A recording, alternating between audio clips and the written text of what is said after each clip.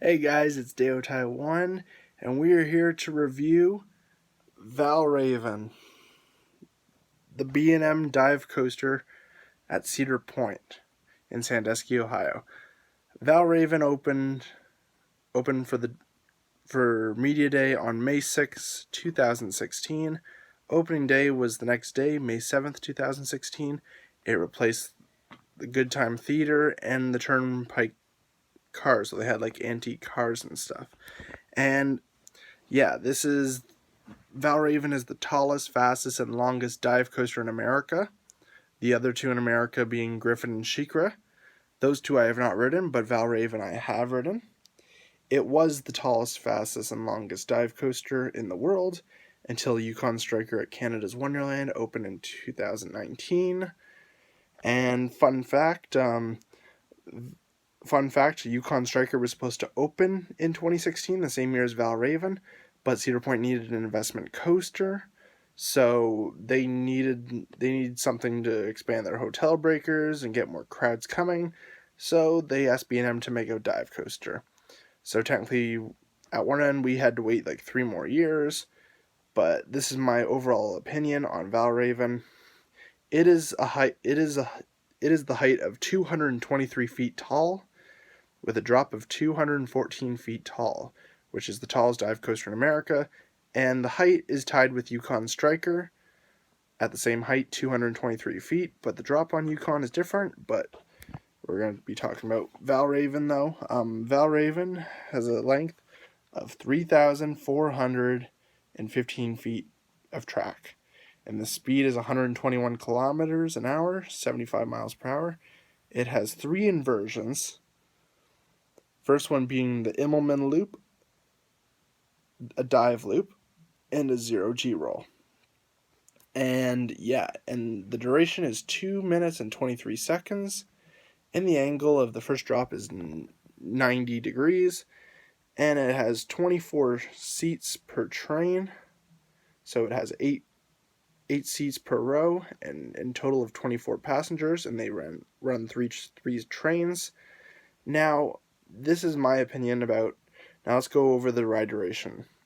So after leaving the station, the train turns 180 degrees to the left. Sorry, yeah, it turns to the left. It begins the 223 feet lift hill, and once you reach the top, you turn right. You turn to the right, facing Raptor and all the other rides at Cedar Point, and you get this amazing view of Lake Erie. You get amazing view of the beach and the lake. It's any beautiful view at Cedar Point is phenomenal, and Valravn's no exception. It definitely has one of the best views in the park. Not as much as Millennium Force, but hey. So yeah, it stops. You enjoy the nice view, and there's a holding brake, which is like a chain lift that reverses back, I believe. Correct me if I'm wrong, but it hangs you over the drop for around 3 seconds, facing vertical, and then you drop down. So you go down the 214 feet drop, going a maximum speed of 75 miles per hour, or 121 kilometers, and you then enter the massive Immelman loop. It used to be the tallest Immelman loop in the world, but Yukon Striker took that record too. So after it hits the Immelman, it exits and turns to the right, goes up right behind the lift hill into the mid-course brake run, which loses a lot of speed. After the mid-course, it basically comes to a stop. Like, the mid-course comes to a stop. Once after that, you drop down one more time, and then you go into this dive loop, which is actually pretty fun. And then you do another final inversion, which is a 270 degree 0G roll, where we experience, and then there's an airtime hill, and then a turn to the left, and then it goes up and into the final brake runs. So it's a really, really short ride, I will say that. But in my opinion, though, Valravn gets a lot of hate. And I could see why it gets a lot of hate, but dive coasters are geared towards the general public, which is, for people that aren't into roller coasters, but it really has that scare factor, 90 degrees, staring down for 3 seconds, hanging you over the drop for 3 seconds long. It is pretty interesting, and it is actually a decent model. It's not my favorite model by B&M. It's one of the lowest, but I still personally like it for a lot of reasons, because those 2 drops are a lot of fun. And, you know, for the way it is, it's actually not that bad.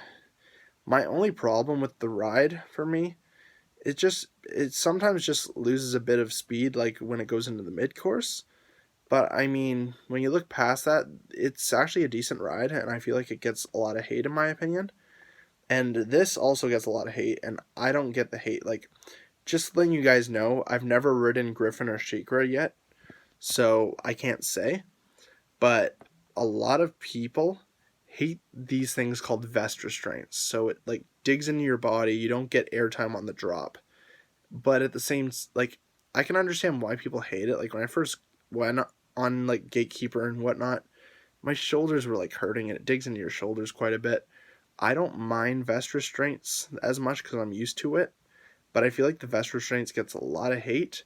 And in my opinion, I don't think dive coasters are really supposed to give airtime, especially because it's supposed to be geared towards the general public and not coaster enthusiasts. Like it's not a hyper coaster model, even though it is 200 feet.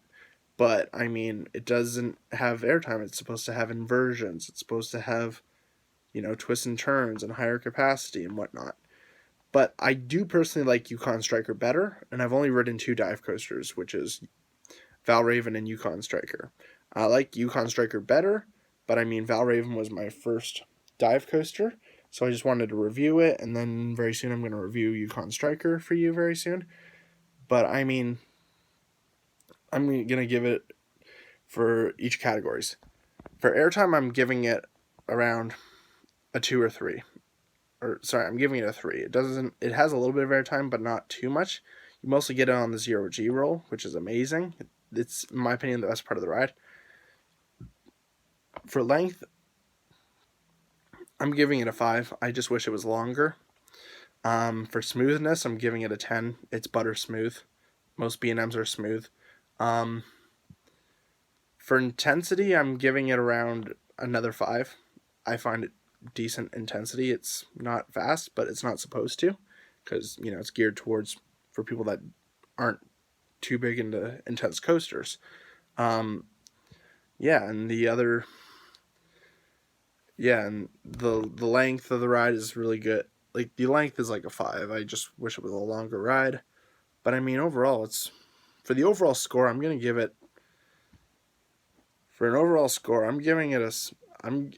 a 6 out of 10. I don't get the hate for Valravn at all. I find it a lot of fun. If you go in towards, like, it's going to be a fun ride with 2 amazing 90-degree drops, you're going to enjoy yourself. Just because it's at Cedar Point, you might have too much high expectations, but don't expect it to go like, wow, like Maverick or Magnum or all the other rides. But yeah, let me know what you think of Valravn in the comments below, and let me know what you think of that ride. Okay, I'll talk to you guys later. Have a good one, guys. Bye.